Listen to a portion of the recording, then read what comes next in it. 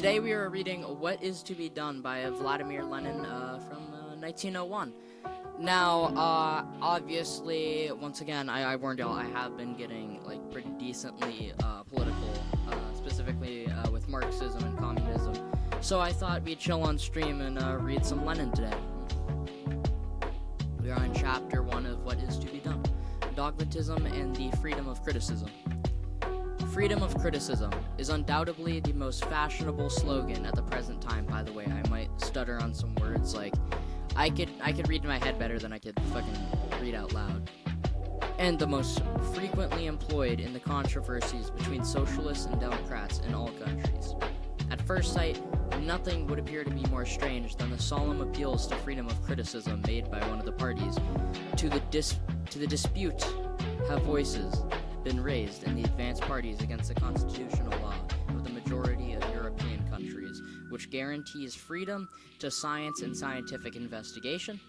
Something must be wrong here, will be the comments of the onlooker who has heard this fashionable slogan repeated at every turn but has not yet penetrated the essence of the disagreement among the disputants.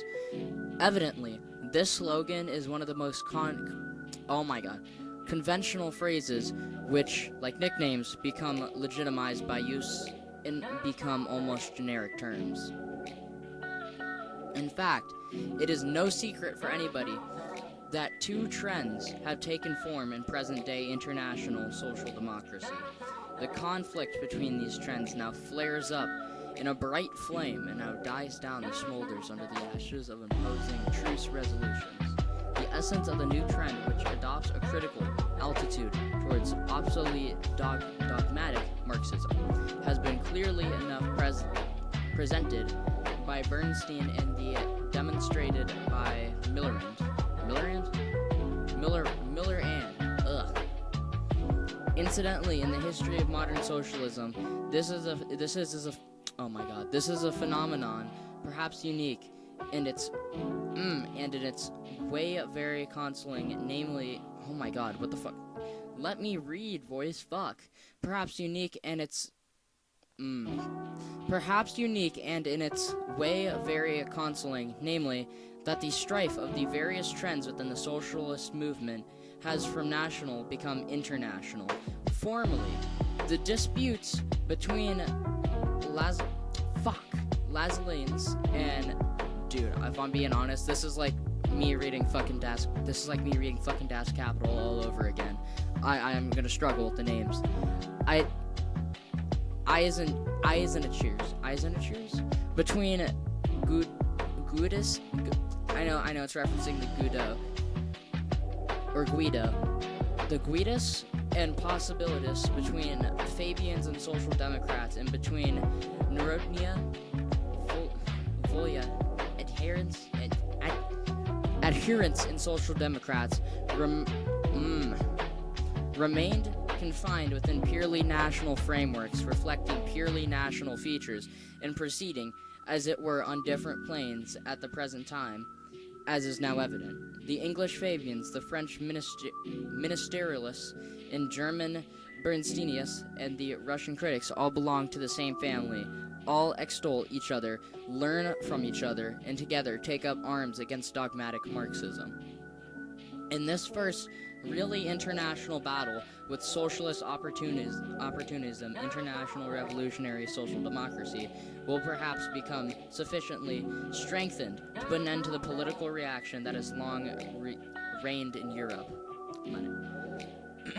Social democracy must change from a party of social revolution into a democratic party of social reforms. Bernstein has surrounded his political demand with a whole battery of well-attuned new arguments and reasonings. Denied was a possibility of putting socialism on a scientific basis and of demonstrating its necessary and inevitability from the point of view of the materialist conception of history. Denied was the fact of growing impoverishment, the process of proletarialization,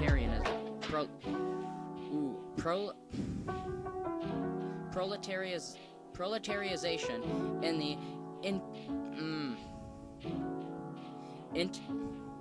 intensification of capitalist contradictions. The very concept of ultimate aim was declared to be unsound, and the idea of the dictatorship of the proletariat was completely rejected.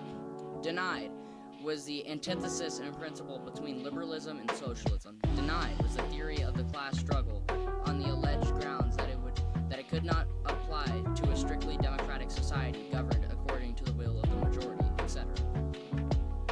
Thus, the demand for a decisive turn from revolutionary social democracy to bourgeoisie social reformism was accompanied by thanks, dude. Handling busy with something at the moment, but once I'm free, I'll support your live. Thanks, man. To social reformism was accompanied by a no less decisive turn towards bourgeoisie. Did I forget to rename the stream? Hold on, I might have to. Hold on, I might have to stop the stream real quick and then rename it.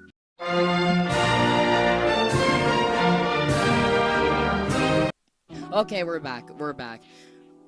So I forgot to rename the stream. I still had it as the Doom Wad thing, because I was making a Doom Wad last time, but either way, now we're still reading Lenin. Was accompanied by a no less decisive turn towards bourgeoisie criticism of all the fundamental ideas of Marxism, in view of the fact that this criticism of Marxism has long been directed from the political platform, from university chairs, in numerous pamphlets, and in the series of learned treaties.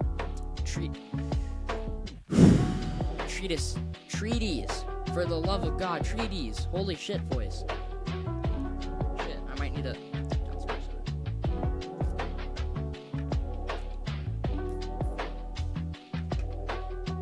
Once again, I got an insane speech delay. In view of the fact that the entire younger generation of the educated classes has been systematically reared for decades on this criticism, it is not surprising that the new critical trend in social democracy should spring up, all complete, like Minerva from the head of Jove. The content of this new trend did not have to grow and take shape. It was transferred bodily from bourgeoisie to socialist literature. To proceed, if Bernstein's theoretical criticism and political yearnings were still unclear to anyone, the French took the trouble, strikingly, to demonstrate the new method. In this instance, too, France has justified its old reputation of being the land where more than anywhere else the historical class struggles were each time fought out to a decision. Engels, Introduction to Marx, Drayton, Brumaire. The French socialists have begun, not to theorize, but to act. The democratically more highly developed political conditions in France have permitted them to put Bernsteinism into practice immediately. With all of its consequences, Millerand has furnished an excellent example of practical Bernsteinism. Not without reason did Bernstein and Volmer rush so zealously to defend and laud him. Too much fucking knockoff Coca-Cola, oh my god. Indeed, if social democracy, in essence, is merely a party of reform and must be bold enough to admit this openly, then not only has a socialist the right to join a bourgeoisie cabinet, but he must always strive to do so if democracy, in essence, means the abolition of class domination. Then why should not a socialist minister charm the whole bourgeoisie world by orations on class collaboration? Why should he not remain in the cabinet even after the shooting down of workers by Oh my lord! Hold on. Let my speech delay not fuck me over here. Gendarmes? Fuck. Has exposed, for the 100th and 1000th time, the real nature of the democratic collaboration of classes. Why should he not personally take part in greeting the Tsar, for whom the French socialists now have no other name than hero of the gallows? Now it's in exile. Fuck, dude. I don't speak fucking French. I can't pronounce this, for fuck's sake. And the reward of this utter humiliation and self-degradation of socialism in the faith of the whole world, for the corruption of the socialist consciousness of the working masses, the only basis that can guarantee our victory, the reward for this, is pompous projects for the miserable reforms. So miserable, in fact, that much more has been obtained from bourgeoisie governments. I love how this in these last few paragraphs is just Lenin roasting the shit out of democratic socialism, which is valid because capitalism does not need reform. It needs completely overruled and replaced with a Marxist government. He who does not deliberately close his eyes cannot fail to see that the new critical trend in socialism is nothing more nor less than a new variety of opportunism. And if we judge people not by the glittering uniforms they don, or by the high-sounding appellations they give themselves, but by their actions and by what they actually advocate, it will be clear that freedom of criticism means freedom for an opportunist trend in social democracy, freedom to convert social democracy to a democratic party of reform, freedom to introduce bourgeoisie and ideas and bourgeoisie elements into socialism. Once again proves that capitalism does not need reformed, it needs completely overruled by communism. This is proof of that. I mean, you look at China. They went from Maoism, which was a form of communism, to essentially socialism. And while they're still considered communists, and some still consider them Maoist/communists, they are absolutely socialist, as they have introduced bourgeoisie elements into their government and economics. Anyway, he who does not deliberately close his eyes cannot fail to see that the new critical trend in socialism is nothing more nor less than a new variety of opportunism. And if we judge people not by the glittering uniform, freedom is a grand word, but under the banner of freedom for industry, the most predatory wars were waged. Under the banner of freedom of labor, the working people were robbed. The modern use of the term freedom of criticism contains the same inherent falsehood. Those who are really convinced that they have made progress in science... hold on. Yup! Alright, love you. Love you.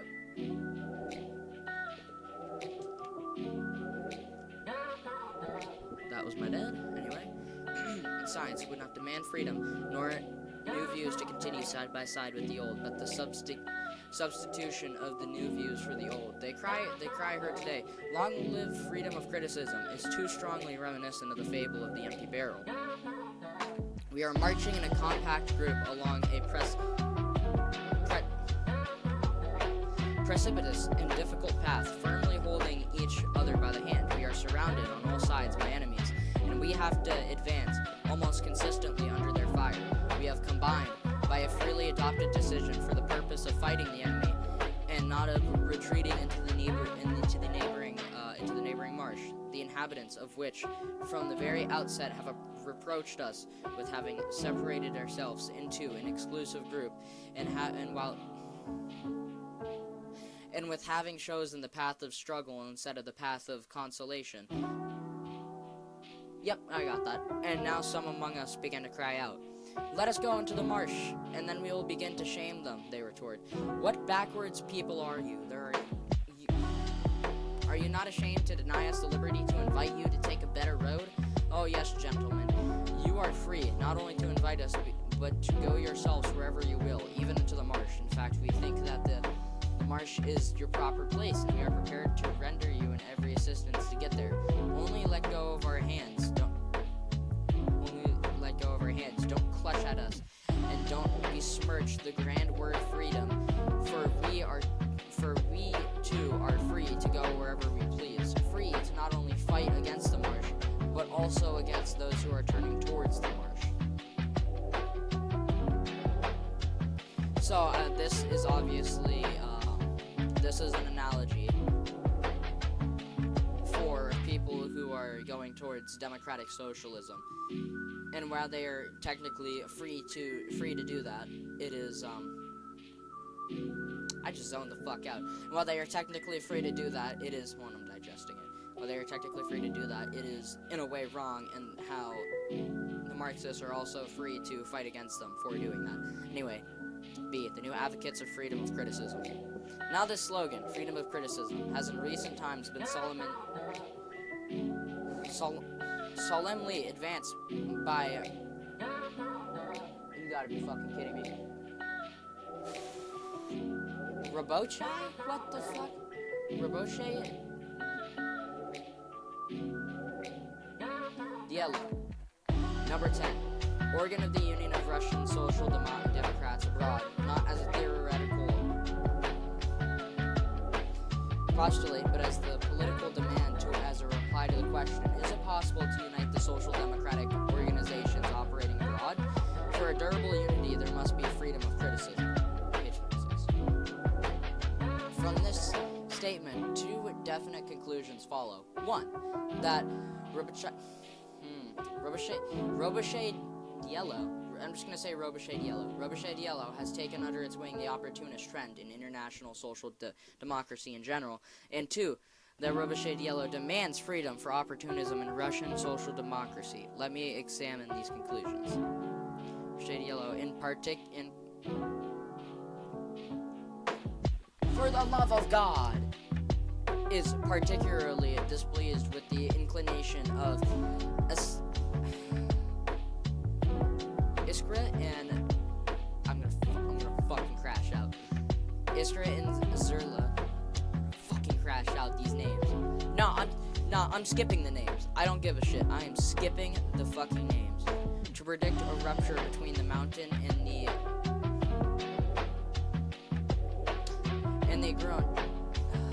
Grand in international social democracy. Generally speaking, writes B. Actually, wait, I think I can get this one.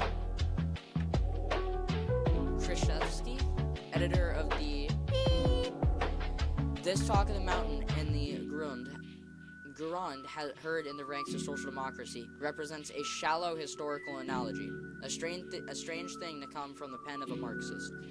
The mountain and the Grand did not represent different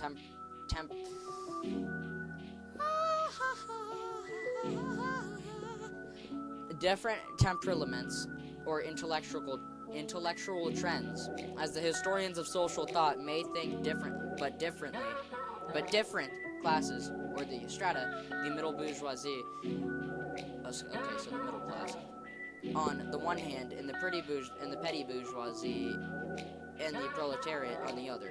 In the modern socialist movement, however, there is no conflict of class interests. The socialist movement in its entirety, in all of its diverse forms.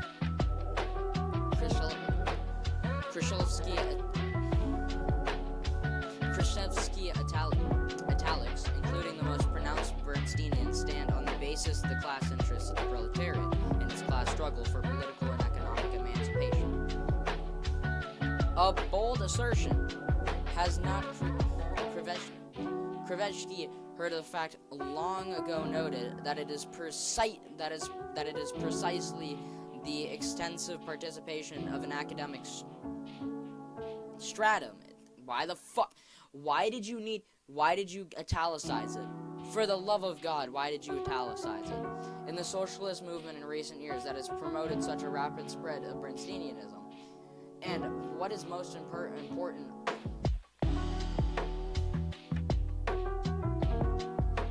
for the love of God.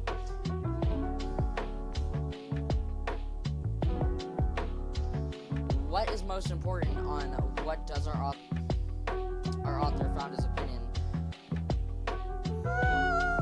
On what does our author found his opinion that even the most pronounced Bernsteinians stand on the basis of class struggle for the political and economic emancipation of the proletariat?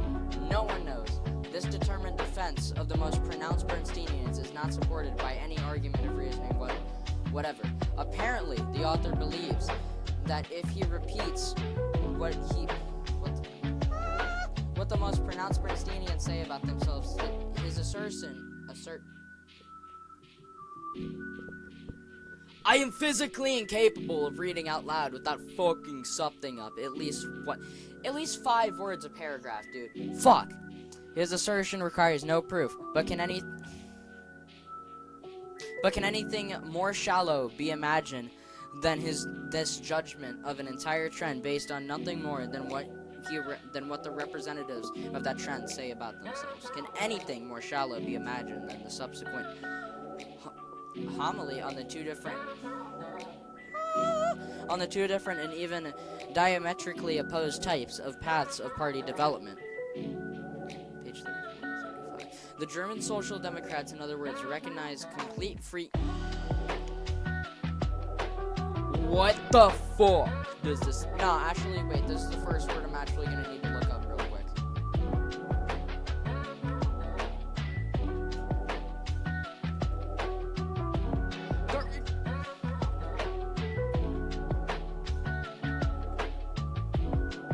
Freedom.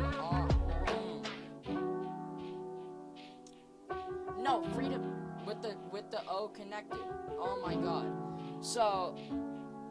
Oh, whoever translated this onto the Marxist archive forgot to separate freedom and of. They combined them. They combined freedom and of into one word. That or Lenin did that. I hope he didn't. Freedom of criticism, but the French do not, and it is precisely their example that demonstrates the bane of intolerance. To this, we can only say that the very example, Krzyzewski affords us a test to the fact that the name Marxist is at time. Dear Lord, can I stop fucking stuttering? Is at times assumed by people who conceive history literally in the Ilofsky manner to explain the unity of the German Socialist Party and the disunity of the French Socialist Party. There is no need whatever to go into the special features in the history of these two countries to contrast the conditions of military absolutism in the one with republican parliamentism in the other, to analyze the effects of the Paris Commune and the effects of the exceptional law against the socialists, to compare the economic life and economic development of the two countries, or to recall that the unexampled growth of the German socialist democracy was accompanied by a strenuous struggle unique in the history of socialism, not only against Aronist theories.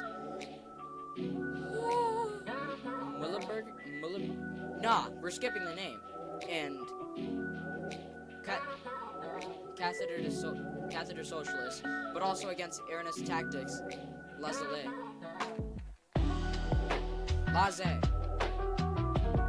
there, laissez, etc., etc. All that is superfluous. The French quarrel among themselves because they are intolerant. The Germans are united because they are. The Germans are united because they are good boys. That is fucking crazy. Lenin has some explaining to do. I know that's wild in the modern sense, but I don't know what the fuck that meant in 1901. And observe this piece of matchless profundity. I'm still hung up on this, bro. What the fuck? And observe this piece of, I'm so fucking immature, oh my god. And observe this piece of matchless profundity is designed to refute the fact that puts to rout the defense of Bernsteinians. The question, whether or not the Bernsteinians stand on the basis of the class struggle of the proletariat, is one that can be completely and irrevocably answered only by historical experience. Consequently, the example of France holds greatest significance in this respect, because France is the only country in which the Bernsteinians attempted to stand independently on their own feet. With the warm approval of their German colleagues and partly also the Russian opportunists. The reference to the intolerance of the French apart from the historical significance in the Nozdrevov sense turns out to be merely an attempt to hush up every unpleasant facts with angry and what the fuck is this grammar? Turns out to be merely an attempt to hush up the very unpleasant facts with angry and I'm skipping it. I'm genuinely skipping it, because how the fuck is anybody supposed to read this out loud? Nor are we inclined to make a president of the Germans of Krzyzewski and the numerous other companions of freedom of criticism. If the most pronounced Bernsteinians are still tolerated in the ranks of the German party, it is only to the extent that they submit to the Hanover Resolution, which emphatically rejected Bernstein's amendments, and to the Lubeck Resolution, which, notwithstanding, for the love of God, could you please fix this shit? Add some fucking space. Uh-oh.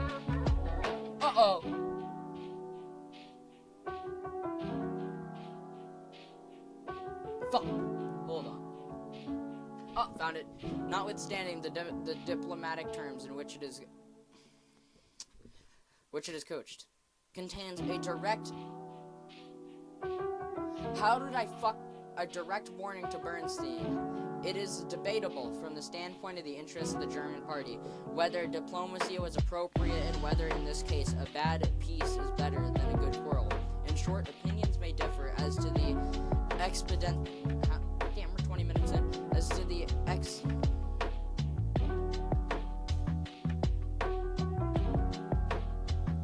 expediency of any one of these methods employed to reject Bernsteinianism, but that the German party did reject Bernsteinianism on 2 occasions. It is a fact no one can fail to see. Therefore, to think that the German example confirms the theist that the most pronounced Bernsteinians stand on the basis of the class struggle of the proletariat for political and economic emancipation means to fail completely to understand what is going on under our very eyes. Nor is that all, as we have seen. I'm skipping this again, I swear, bro. Demands freedom of criticism and defends Bernsteinianism before Russian social democracy. Apparently, it convinced itself that we are unfair to our critics and Bernsteinians. But to which ones? Who? Where? When?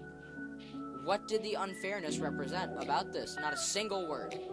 Does not name a single Russian critic or Bernsteinian. We are left with but one of 2 possible suppositions. Either the unfairly treated party is none other than him itself. This is confirmed by the fact that in the 2 articles in number 10 reference, it is made only to the wrong suffered by at the hands of and what the fuck. And if that is the case, how is the strange fact to be explained by which always vehemently dissociates itself from all solidarity in Bernsteinianism, could not defend itself without putting in a word in defense of the most pronounced Bernsteinians, and of freedom of criticism, or some third persons have been treated unfairly? If this is the case, then what reasons may there be for not naming them? We see, therefore, that is continuing to play the game of hide-and-seek it has played, as we shall show below, ever since its founding. And let us note further the first practical application of the vaunted freedom of criticism. In actual fact, not only was it forthwith reduced to